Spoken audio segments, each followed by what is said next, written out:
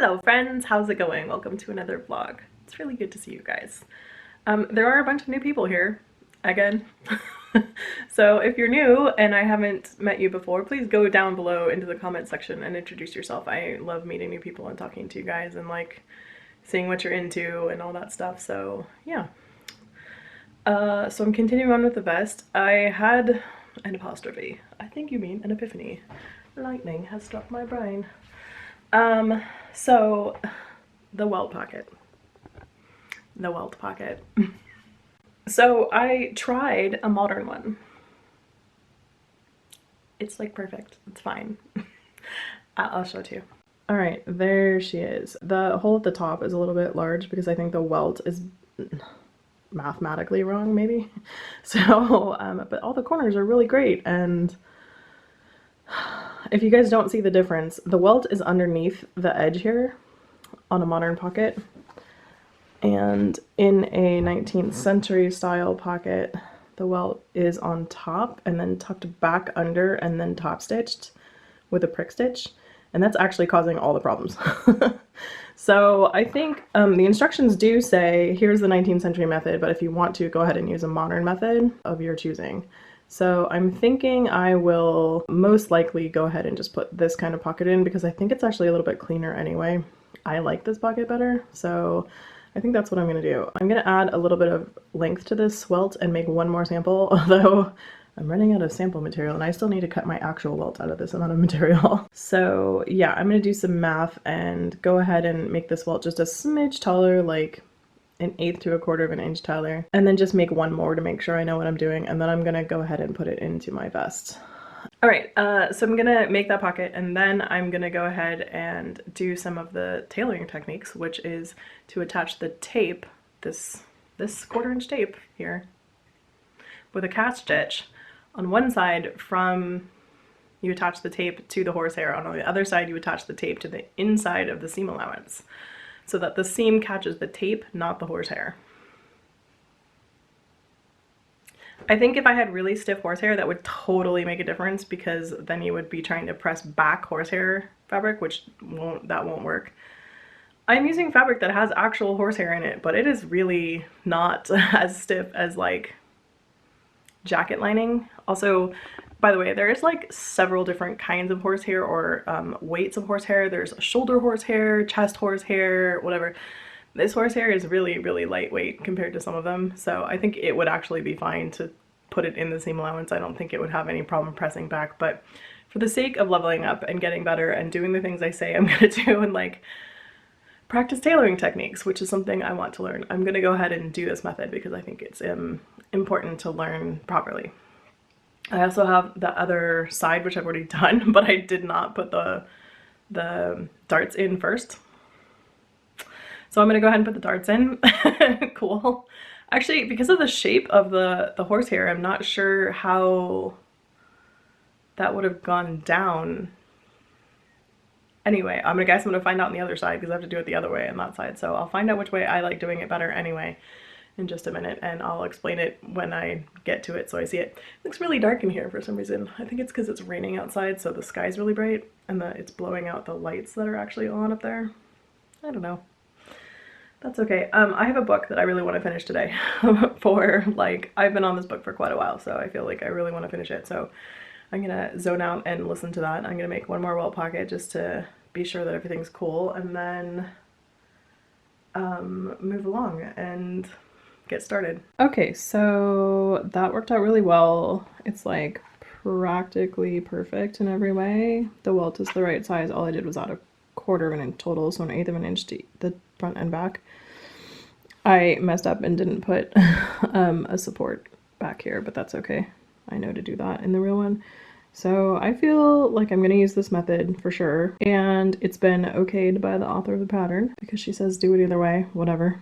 So I'm gonna do that so as to not like make myself insane. And I'm gonna go ahead and sew in darts and then put this pocket in. Woo woo! Things are gonna happen finally. Okay, we're all prepped. I have everything I need done on this piece to put this pocket in. So naturally I'm gonna go work on that one for just a few minutes because I want to warm up and like that needs a bunch of stuff done on it too, but yeah.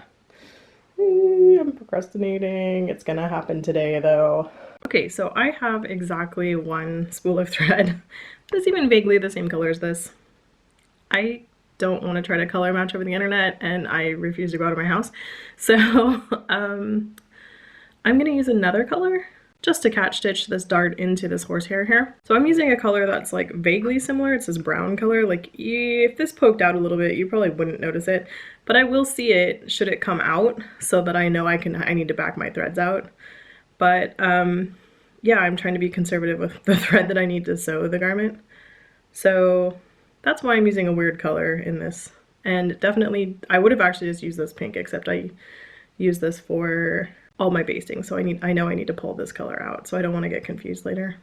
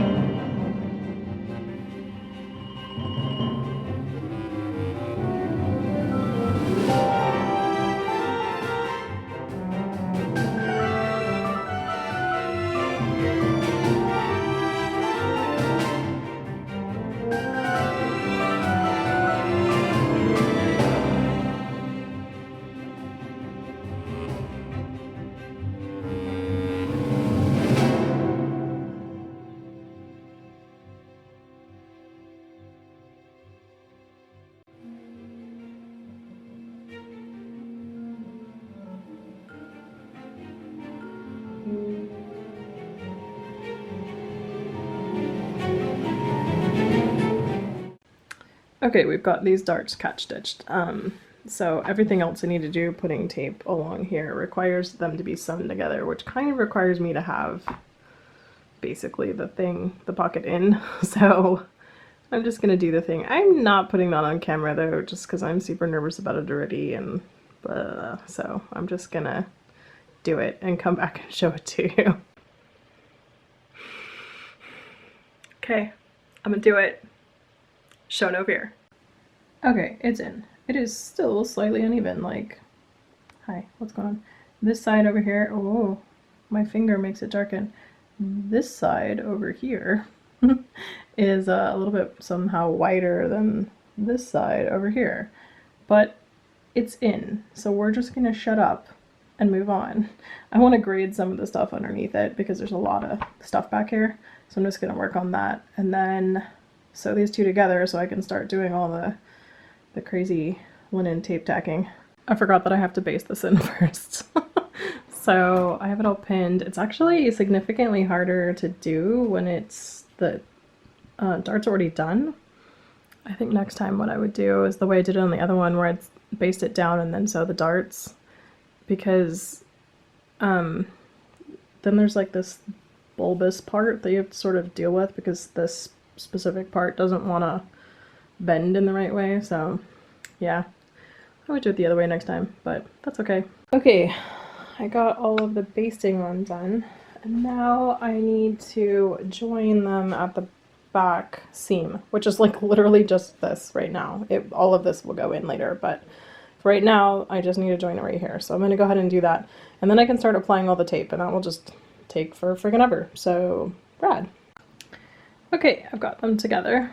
The reason you see bubbling is because this was sewn turned, as you may have saw when I did it the first time. So it's allowing for this whole section to be flopped over. So this is the tape that I need to put on it, and I've pinned it on, and now I have to fell stitch this down both sides of it here. And then I also have to do that here all the way around the edge and back down the other side. And then I think I have to do it here also. So I'm gonna be doing this for like the foreseeable rest of my life. So I'll report in as I go. Okay, we got that one down. The next one is the crazy long one, so I'm gonna pin it in and start, and here's hoping. Okay, this is what this insanity looks like. Whoa! And I have to fell double sides this whole thing now. I'm like, my hands. So this tape here is set just behind the fold line, so when this thing folds over, it'll fold over right at that, and I think this supports that to make sure it doesn't stretch out too much. And then this holds everything together without apparently making bumps, although, I don't know. This tape is like in some ways just as thick as this stuff is, so I don't know. So Constance says that this will do just fine for this particular project, but this specific kind of horsehair isn't super sturdy because there's different kinds of horsehair, so this one is like the lightest weight. So it's not something that you would want to use like inside of a jacket, but it'll be fine for stuff like this. Just taking a little breather before I have to start this whole nightmare. I mean, it's a very interesting process. I think I'm learning a lot. I'm learning about how to cut horsehair down for sure for next time. And like I said, I would definitely base the horsehair before I do the darts next time. I did it on one side, but not the other, because the instructions actually tell you to do it after you do the darts. But you can kind of fudge instructions. Like A, sometimes instructions aren't 100%, and B, order of operations is sort of flexible and a matter of personal choice sometimes. So don't be afraid. Like if you're like, ooh, it would be way easier if I did this in a different order, just do it in a different order next time. It's so much easier. But I am learning a lot from doing this. Like I'm learning how to do catch stitch. My fell is getting faster. I'm learning about working with horsehair. Lots of things are happening, so that's good and positive. So something I have been exploring, like what's on my face? Like why? It's all hot right here. I must have eaten something that I'm slightly allergic to. Sorry, having a little moment with myself now. Everybody does it. I'm using this needle that's right there, and it's awfully long to do this, and I'm exploring needles. Usually I just pick one up and I use it, and I realize there's needles I hate. Like these two needles that are sitting next to that one can you see how much fatter they are than that one? I hate them. Like I want to throw them out. I hate them. They are very common though. Like a lot of needles are like that. So I have a whole bunch of needles that I've just collected over the years, or that my grandma left me and stuff. Like these ones are in this like cool card book. I realized I've never actually like bought new needles ever in my life. There's another one. But I was looking at these because I'm figuring like maybe part of my issue here is that my needles are too long. So I'm like, oh, those are probably really short because they're significantly, this package is significantly shorter than, you know, this here needle. So I think I'm going to try out some of these other needles just to see. I've used them before, but I've never really even thought about which one I picked before. This sounds dumb, coming from someone who's been sewing for like almost 30 years. Yeah, I've never really considered it. I just pick up a needle and start working. And I'm like, oh, maybe there's needles, different needles for different jobs would make sense as a thing. So, done well. So I'm gonna try shorter needle and see if that makes felling any easier. So this is an 8. I feel like these aren't marked. This guy is probably a half an inch shorter than that one. So I'm gonna give it a go, but mostly I wanted to show you this package and how like cute it is. Look how tiny that is, first of all, but then also the inside of it. Oh my gosh. I love it. I wish they still came like this. Like, why aren't we cute anymore? We used to be so cute. Now we're not.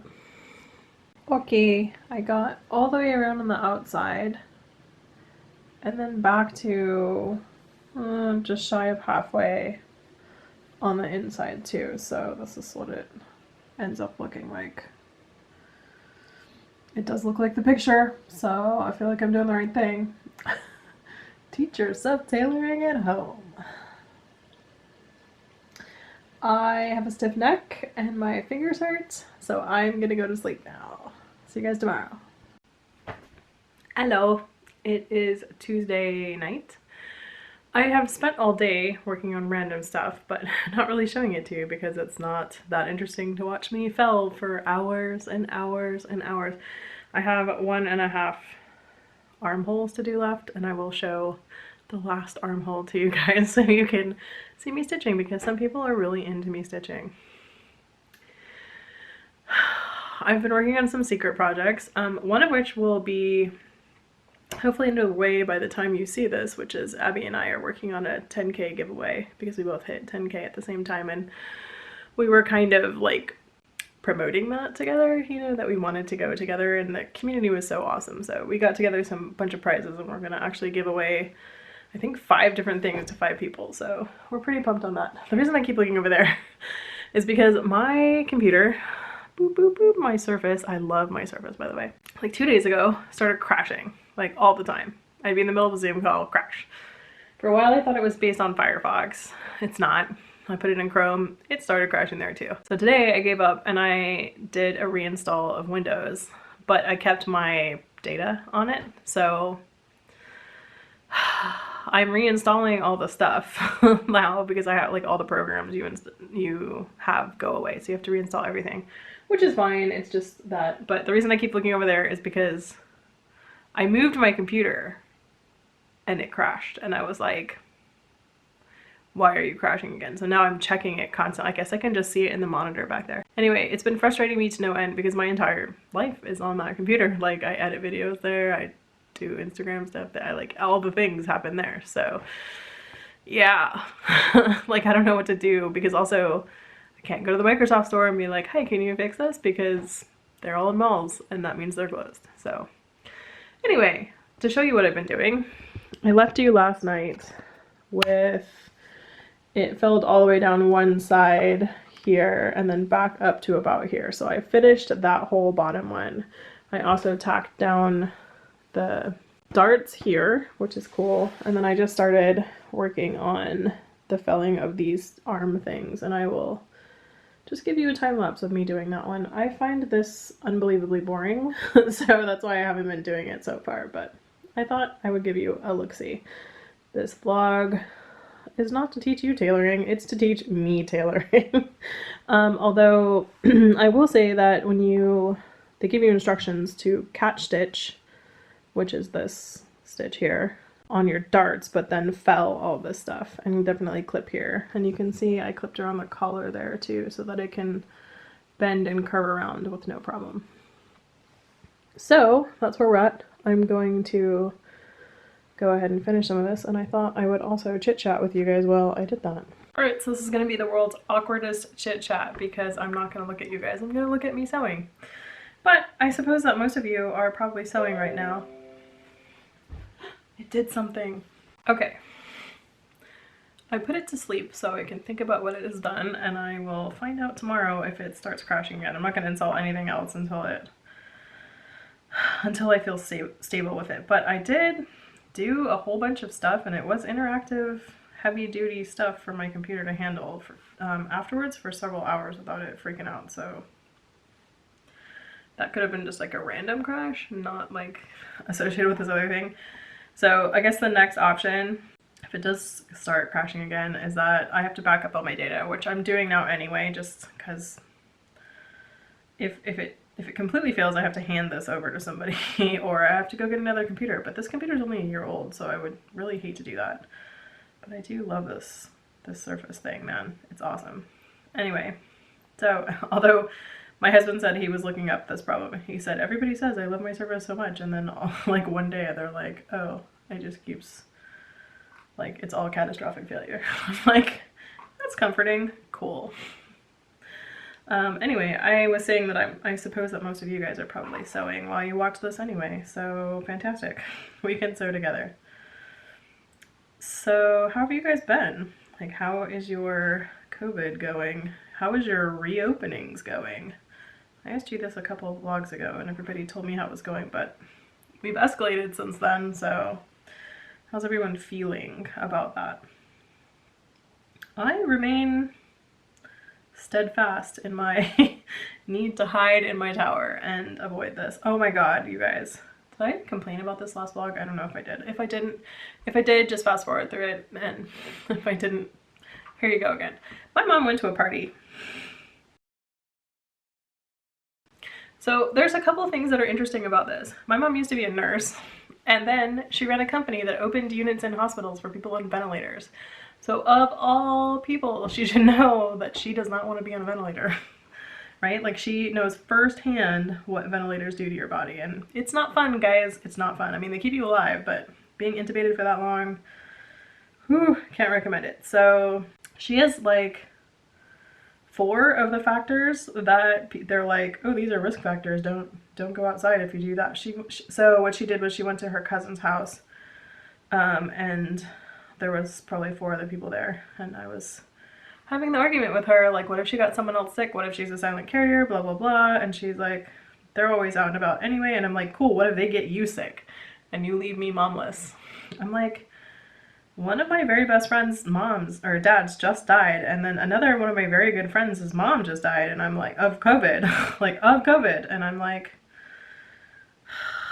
this is not okay, Mom. So I yelled at her. This was actually the day before Mother's Day, I think, and I'm just airing my dirty laundry here. You guys are getting all the tea today.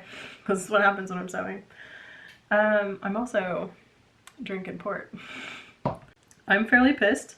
It was the day before Mother's Day, and my mom, the next day I sent her a fairly pointed text that was like, I'm glad you're still alive despite the fact that you make bad decisions.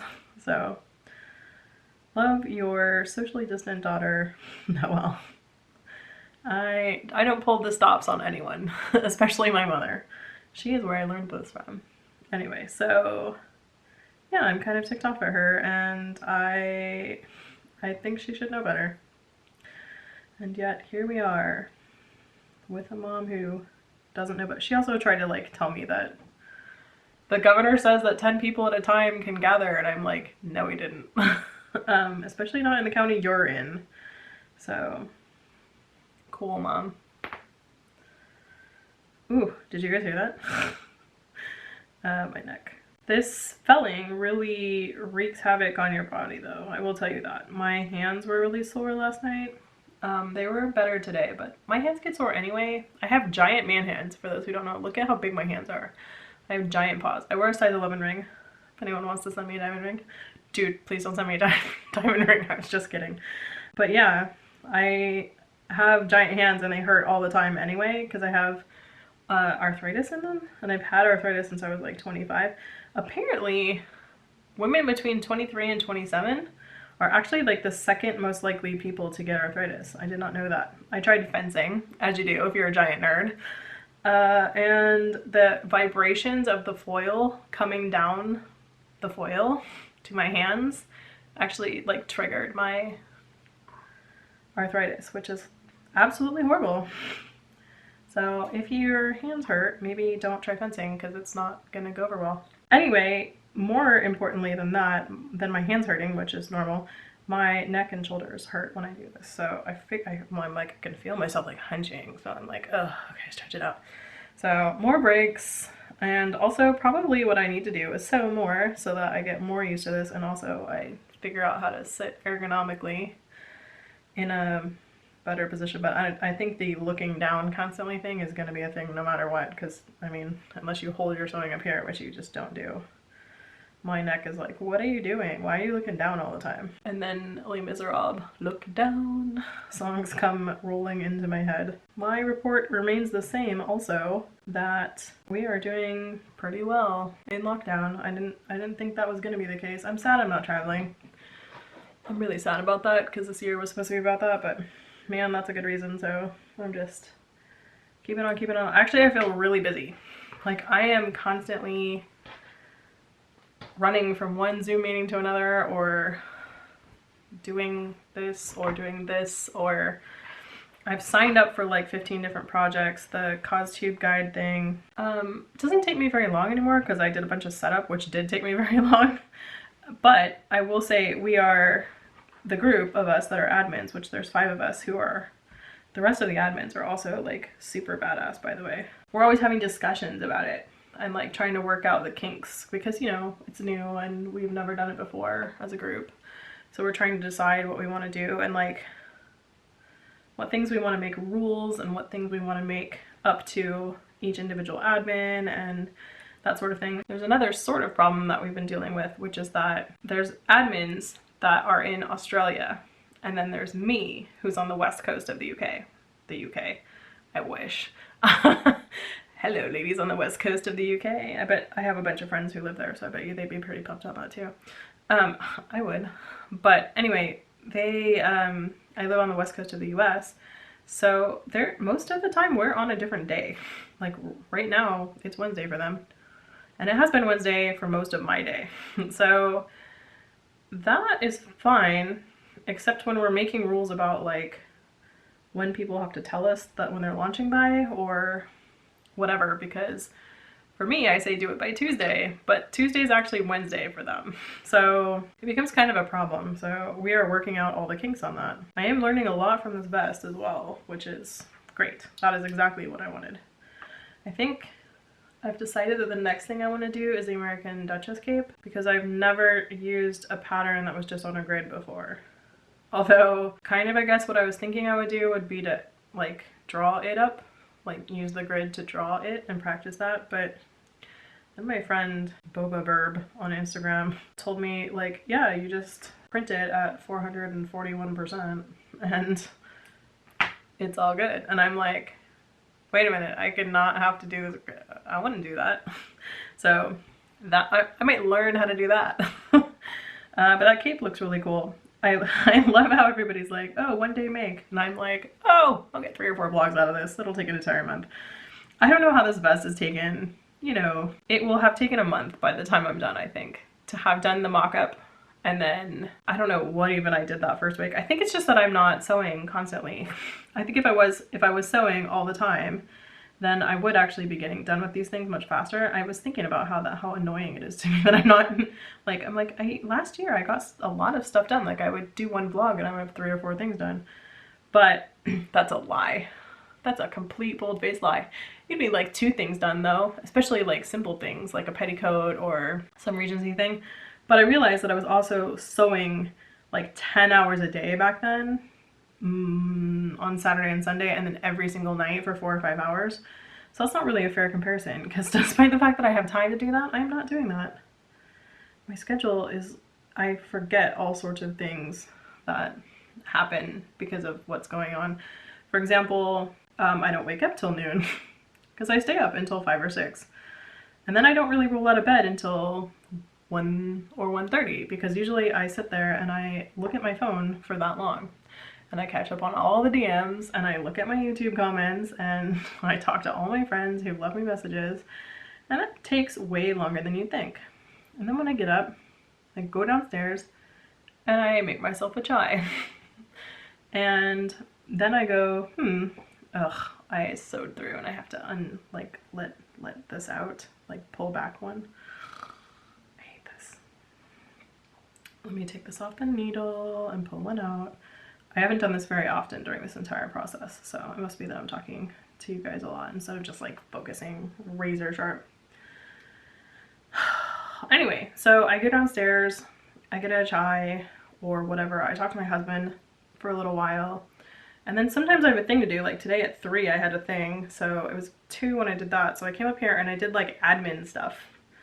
I don't even know what I'm doing that's admin stuff, but like people need random stuff from me for some reason. So I did some admin stuff. Oh, that reminds me, I actually have more admin to do tonight. Anyway, I do that for a while and I usually have something to do in the early afternoon until like 5 somehow. And then my husband's like, what do you want to do about dinner? Or hey, do you want to go for a walk or whatever? I don't even like start stuff until like 7 or 8 some days. Like today I talked to my besties today for 2 hours on the Zoom meeting. So I did sew for some part of that. And yesterday I actually sewed all day. Like I made it a point to sew all day because I wanted to get, you know, well into filling these tapes down. And I didn't know how much I could fill in one day because I didn't know how much my hands could take. So I started hoping that I would get pretty far, but assuming that I wouldn't. And so I actually did. I got way farther than I thought. So that was great. Anyway, I forget how much time making lunch, cleaning the kitchen. Oh, sad kitties crying in the background. It's my entire life. Yeah, I forget how much time that stuff takes, because I'll go downstairs and I'll be like, oh, why this room is suddenly covered in cat hair. I should vacuum, and then I'll vacuum that room, and somehow an hour is gone and I don't really know where that went. So time is flying. So while I don't go to sleep until like 5 or 6 in the morning, my husband goes to bed at 2, and so I go to bed at 2 also.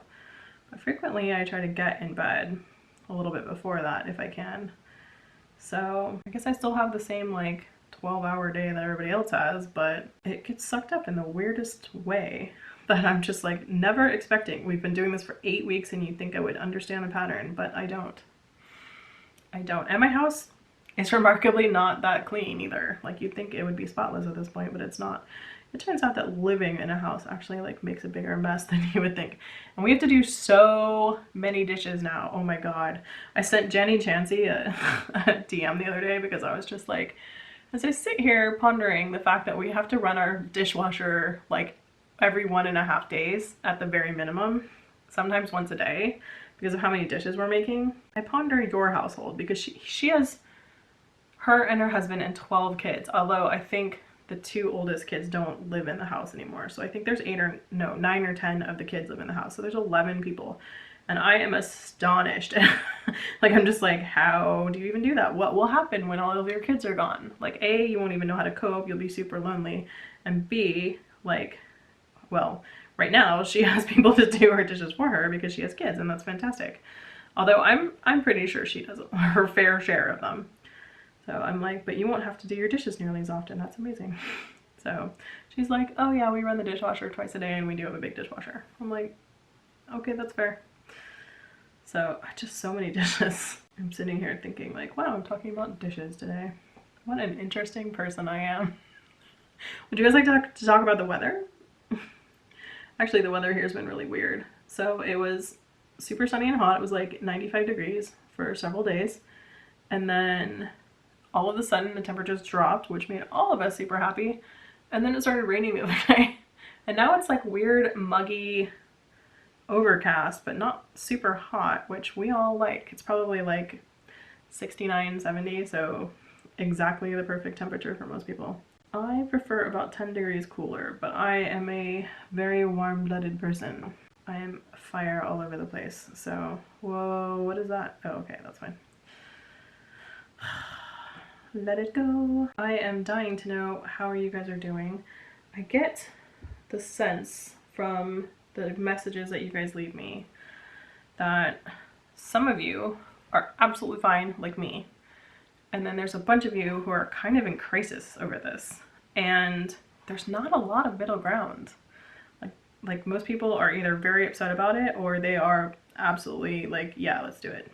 Chill. I'm curious to what group you guys fall into. I mean, I wish it wasn't like this so I could be traveling, but I also think it's a really important reason. And even when they lift the restrictions, I probably still won't go back to normal. Not really, it'll be self-imposed at that point, and I'm totally cool with that. But like, there's also this like sweet freedom that comes with it a little bit, because like, well, one, people can't tell you they're too busy. Actually, they can, because I'm too busy to do a lot of things. But I've been being in touch with my friends more often, very intensely, because we talk on the Zoom chats, and so I look at their faces, whereas normally we would just be texting each other, except for the couple times a month we would see each other. Now we talk to each other face to face at least once a week, and I have a pretty big friend group, so we do that. A lot of us do that pretty regularly. And then we have a big group meeting that we're starting for once a month for everybody, and there's a couple game nights a month. Like, yeah, I'm spending actually more time with my friends in some ways, because usually I sort of like, I don't blow them off, but I am like, oh, you know, I have something to do or whatever. But this way I can talk to you and sew, which is exactly what I'm doing with you guys. Oh yeah, do any of you guys watch Last Week Tonight? So John Oliver did a segment about these like Dutch YouTubers who have a marble racing league, and I was like, what are you even talking about, sir? he showed it and it was absolutely hysterical and riveting. So they have, and I'll link this channel below because it's amazing, or I'll do it up here. So they have developed this racing league of marbles. And they've made all these funny tracks. They have dirt tracks, they have like Indy 500 tracks, they have all these kind of tracks, and they do qualifying rounds and the whole nine, and they race marbles. And it's actually funny how riveting it is, because they commentate it like they're sports cars racing in racetracks. Oh my god, it's so funny. They're like, oh, clear marbles taking the lead, blah, blah, blah, blah. And the marbles bounce off stuff, so they actually do switch places like a lot. They have like spectator stands like they would at like the Indy 500 or whatever, and in the stands is just all kinds of marbles. It's very funny. I find it very amusing, at least. And apparently the website or the YouTube channel has like gone nuts recently because people have like are so desperate for sports. Apparently people, I mean, obviously people love their sports and stuff, but they've been replaying games for people to like, hoping that people would be, you know, somewhat satisfied with that. Why is this knotting up so much? You know what? I didn't use thread conditioner. This is why we use our thread conditioner. They've been replaying sports games, like famous ones, on the sports channels to like help people cope with the fact that there's no sports leagues right now. People are like, no, I want a new game to watch. Which is weird because you can't possibly have seen every game ever, but I guess you're only invested in what's actually happening right now and this season and blah blah blah. But they are fine with marble racing, evidently, which is like a weird thing to want. I don't know why they don't do bowling or whatever, because you could do that completely separately, right? Like you could film each individual person at a different time and just find out who won the overall later. But maybe part of bowling is the psych out that you get from the other team sitting there. I don't know. I don't really understand how bowling leagues work. Are there other sports you could do individually? Yeah, sure. Like some of the Olympic sports you could totally do individually. Like shooting or whatever. As long as you don't have to like race something, you're all good. I saw that the football leagues are playing without fans in the audience, which is cool, but also that must be weird for them because they probably get a lot of energy out of the fans freaking out when they do stuff or like booing, especially football, soccer. People go crazy at those games. I went to one that was Manchester United and Spain playing, and man, it was like 105 degrees out. They had to actually like give the game breaks so that they could like cool off during the game. It was crazy. I can't believe they even made them still play. I was like, why are you doing this? It was an exhibition game too, like it didn't even matter. Anyway, so I went to one of those and like the crowd was crazy. I would go to like soccer games anytime because the crowd is nuts. Like I don't even care about the game that much. I'm more invested in like the energy of the room is pretty awesome. Anyway, leave comments down below. Let me know if you've seen the Marble League. If you watch the Marble League that I linked down below, let me know your thoughts on it. I think it's hysterical. I can't believe it's a bunch of people in Holland, like, being funny. They sound like they're super invested too. It's really awesome. And apparently this has been going on for quite some time, actually. Like this marble rolling league is a thing. Like it's real. It's not, and it's like half real, half joke, but they've been making these forever. So I find that fascinating. I am listening to Ready Player One again. I have listened to it before and I'm listening to it again. It's kind of, I'm glad I'm reading it again because it's different than the movie. It's actually very different than the movie. I read it when it first came out. Then I got Will Wheaton fatigue. So I didn't read it again because when I say read, I always mean listen. And Will Wheaton is the reader, but there was a period where if you were a nerd, you couldn't like throw a stone without seeing Felicia Day or Will Wheaton or whatever those guys were like in your grill all the time. It's like when the Guild was big. By the way, I love the Guild. I find that hysterical and super accurate. It's about for those of you who haven't seen the Guild, a link to it too. It's like a YouTube episodic show about a D&D group, And it's not, they don't even play D&D in it. It's just sort of about their like lives. There's girls in it, and some of the guys are like obsessed with them, and I don't know, there's like a lot of drama. Felicia Day's the star of it. It's very funny and very good. It was all the rage, I want to say like 5 or 6 years ago. So anyway, I got Will Wheaton fatigue at one point and I couldn't deal with him anymore, so I didn't listen to it again anytime, like between those two periods.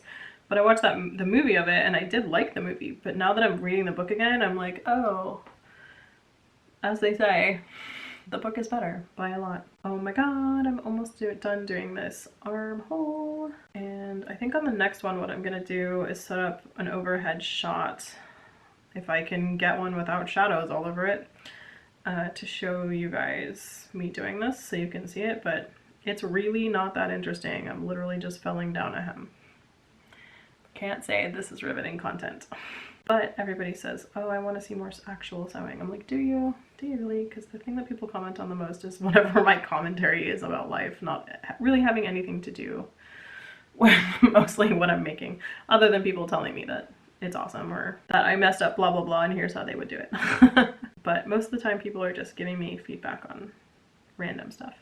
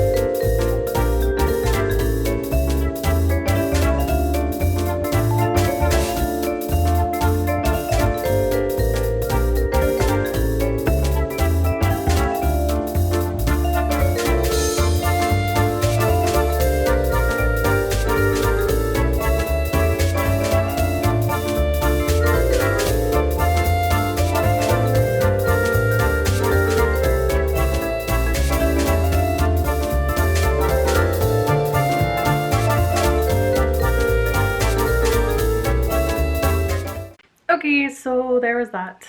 And we are done with tailoring. Yeah, so excited. So tomorrow I get to start sewing the vest together, which since the back's already together, I mean, that neck situation is there, but other than that, it should be pretty good, knock on wood. We shall see tomorrow, I guess. I did get a little postal fun times in the form of 2 books, so I'll show those to you. Right, we got needlework for student teachers. I blame this on Kat from Kat is in the Bag. She bought this book and it looked awesome. This is a I think that's a 12th edition. This is from 1931. I think this goes back to like, I don't know, she had one that was like 1910 or something. Anyway, it goes over darning and scalloping and hand stitching and just all kind of stitch stuff. So I thought this would be very interesting to read. And it's, I guess, for teachers? For student teachers. I don't really know what that means, but it looks like an awesome book. I have another book coming for hand stitching, so we'll see what that one's like. This book is called The Art of Millinery, and it is a spiral bound like copy of an earlier book that someone made. Don't know what all that is, but this is from 1909, and it's a lot of hat making stuff. So I thought this was very interesting. It's definitely like black and white, very simple drawings and stuff, but the reviews were pretty good. So I thought I would keep this guy around for a good reference to millinery, which is pretty cool. I love millinery. This guy, I think you can get, I think I bought this on eBay, and I don't think it was very expensive to get a copy of it. So this one you can find, like I think this one I also paid only like $15 for. But you can find them in all sorts of different time periods. Like this book was published, well, at least 12 editions, but I'm sure there's actually more than that.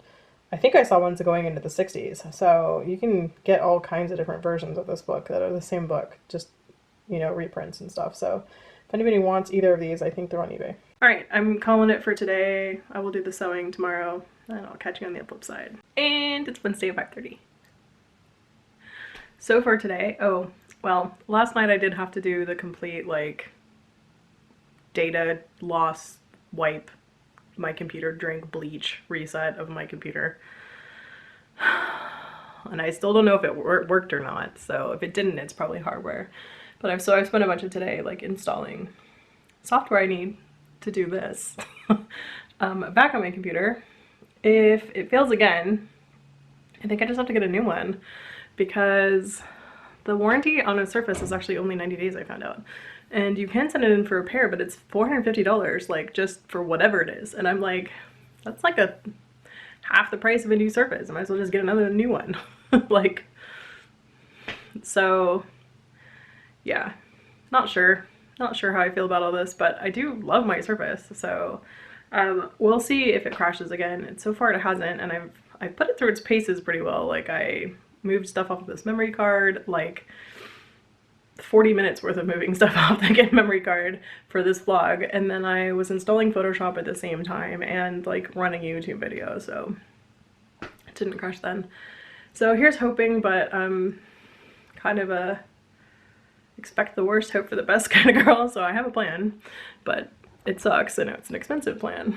So I did that. I cleaned my kitchen. I ordered some stuff and got it delivered from Costco. Went to Rite Aid, and so Rite Aid's been calling me for 2 weeks to tell me that my prescription is there, and I'm like, no, my husband picked up all my prescriptions, I have all of them.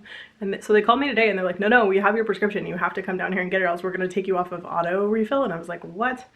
So I go down there and the lady looks all over the place for it. She's like, we don't have it. And she goes, oh, I see what happened in this transaction. We gave it to him, so you do have it, so you're not wrong, but we didn't charge him, so you owe us 15 bucks. And I'm like, anyway, I feel like what I'm getting at is I've been doing all sorts of admin stuff all day and really not the things I should be doing. Story of my COVID. I do not seem to be able to function before, say, like 4 o'clock. Like, I do admin or whatever every day. Someday I'm gonna learn this, but today is not that day. So I guess I'm gonna start sewing this guy now. It doesn't really have that many things left to sew, so that's great. Hopefully it'll all go together really well. So I'm gonna get going on that. I just had my first encounter with thread marking. Is awesome because I thread marked at 5/8 of an inch, but I know that this guy has to hang over this guy. These are the facings by 5/8 of an inch. I can literally just line these up and I'll know exactly where that triangle needs to meet up, and that's fantastic. Yay, thread marking. Okay, one of the things I'm learning is that my thread marking is not exact, and that seems like a problem to me. I don't know if you guys can even see this. Whoa. So it's a little bit off here, but like on the bottom ones, it was way off. So like I just measured this, and I sewed not on my thread marking line. So I sewed on the line of my sewing machine, which turns out is more accurate than me. So that's something to keep in mind. I need to measure and remeasure my chalk lines and maybe make more precise chalk lines for thread marking, because clearly I'm going to eat up a little bit of room there. And you know, that's no big deal on a modern big 4 pattern or something like that, but on a historical pattern, millimeters when amplified over several seams actually make a big difference on a fit. So it is actually important for you to be fairly precise. So these are okay, but man, these ones down here were kind of a mess. Like they're way off. Where's the seam? Yeah, you can see it's off here, and then this one's pretty on. Where's the other one?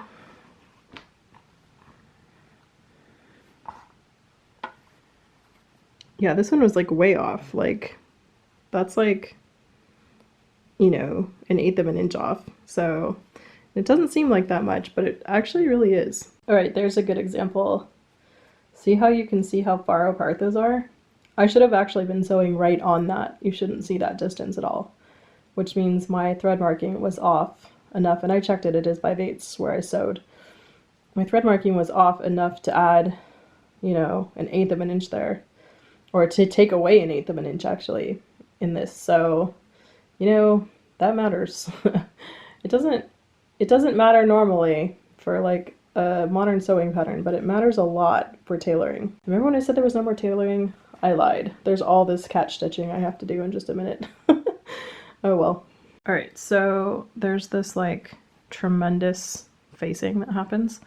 So basically you have to flip this up right here and then catch stitch this guy down. So it effectively understitches, and I'm doing that right here. You can see it, maybe. It decides to focus.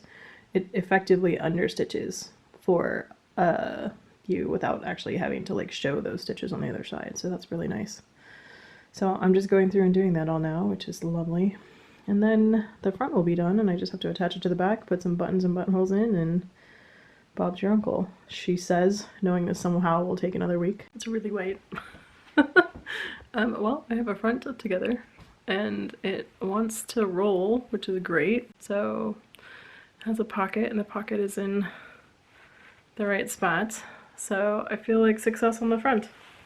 And I have a back, which theoretically means I really just have to sew them together, which isn't that complicated. Alrighty, it's Thursday. I had every intention of extending this vlog out a little bit farther and like trying to get this vest done today. That's not gonna happen. I looked through I have 2 more pages of instructions, and a lot of them are like catch stitch the entire lining in, and like I have to do the neckline thing, and then I have to catch stitch all of the like seam allowances and the inside of the facings and stuff like that. So there is a lot of work actually ahead of me on this, which I'll probably get done this weekend or whatever. I might pop up a short vlog. If I finish this thing, I will end a vlog and give it to you midweek if I do. That's probably not gonna happen. So it'll probably just be next week. But yeah, I was gonna try to cram it all in today, and then I looked at it today and I was like, no, that's totally not gonna happen. I have other things to do today too, so yeah, I shouldn't even do that. I should just edit the video I have, because I have an 1.5 hours worth of footage. Whew, I hope there's a bunch of time lapses in there. So I don't want to give it an 1.5 hour long video. So I'm gonna go edit the video, this video that you're watching right now, instead of spending all day trying to cram a sewing thing in and then trying to edit. That doesn't make any sense. I'm just gonna go do the thing and give myself a break.